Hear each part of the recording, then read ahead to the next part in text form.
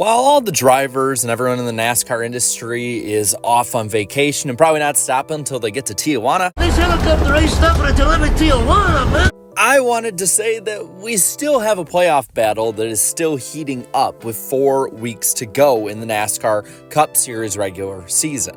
And with that, we have 5 drivers currently that are either currently in on points or very close to being in on points. And today, I wanted to look at them and anyone else who could pop off in the next 4 weeks and just see what would the NASCAR playoffs be looking like if we're going off of different stats and other things like that.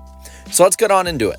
Starting out, we'll look at probably the easiest lock of all the guys that are above the cut line right now with Martin Truex Jr., who is currently 108 points up on Bubba Wallace in the cut line battle. He would have to lose 27 points per race to be beat by Bubba Wallace to get into the playoffs, and if it's anybody else at that point, they would probably be having bad runs too. So he should be pretty safe and lock in probably in the next 2 or 3 races. And with that, so far this year he's had 4 top 5s and 9 top 10s. He's been pretty solid, but since Darlington, he's only had 2 top 10s in 10 races. And he's lost 32 points to Bubba Wallace in that time. Like I said, though, should be safe thanks to his early season heroics. After that, we got Ty Gibbs, the teammate of Martin Truex Jr. Gibbs currently is 42 points up on the cut line as of now, which would mean he'd lose 10 to 11 points per race if he were to fall out of it.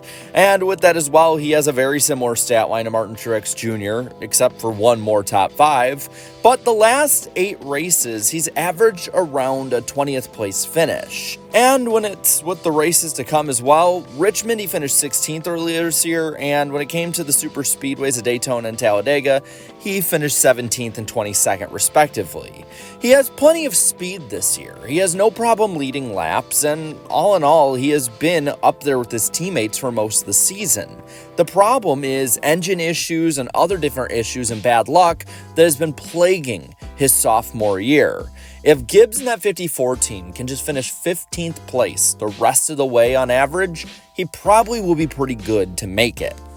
Now, getting closer to that crunch line, we have Chris Buescher, driver of the 17, up by 17. He'd have to give up 4 to 5 points per race, give or take, to fall below the cut line, which is not very many, especially when you look at the swings that stages can bring. He has been hot and cold. It's been his season pretty much for the good part of all year. And since Gateway, he's had 3 top 5s at Sonoma, New Hampshire, and Nashville. 3 vastly different tracks, 3 vastly different races. He's also had 2 of 20th or worse, but no lower than 22nd. So his floor is a lot higher than others, but so far his ceiling has not been reached too much. He's not had a DNF since Las Vegas, so he's been able to take care of his equipment. That will definitely help. And when you look at what he did at these tracks coming up last year, he won at Richmond, Michigan, and Daytona, and the off race of these 4 tracks would be Darlington, where he finished 3rd. Buescher probably, at least track record-wise in recent history, is the biggest lock when it comes to performance, at least you would think. The last man in as of now is Ross Chastain, 7 points to the good. And at this point, it's virtually a wash when it comes to the cut line itself for Chastain and Bubba Wallace. This year has been a huge downturn for the driver of the 1 car. The Mountain Man only has 2 top 5s on the year, and the season can be, I think, summarized by the simple sentence, he left too many points on the table. I'm looking immediately at Nashville and Texas, where he was competing for the win and was nowhere near the top of the board in the finishing order.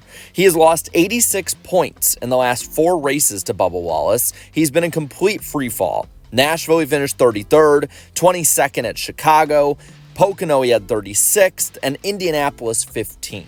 This driver and this team is not in playoff mode right now. And if they don't fix anything during the Olympic break, they will be watching the playoffs from the outside. The lone man who can make it on points that's on the outside right now is 7 points out for Bubba Wallace. Like I said, pretty much a wash with Ross Chastain. And he did have a midsummer slump, punctuated by a bad 34th place finish in New Hampshire. But since then, he has been rock solid. At Nashville, 7th. Chicago, 13th. Pocono, 10th. And Indianapolis, he got a top 5 and 5th.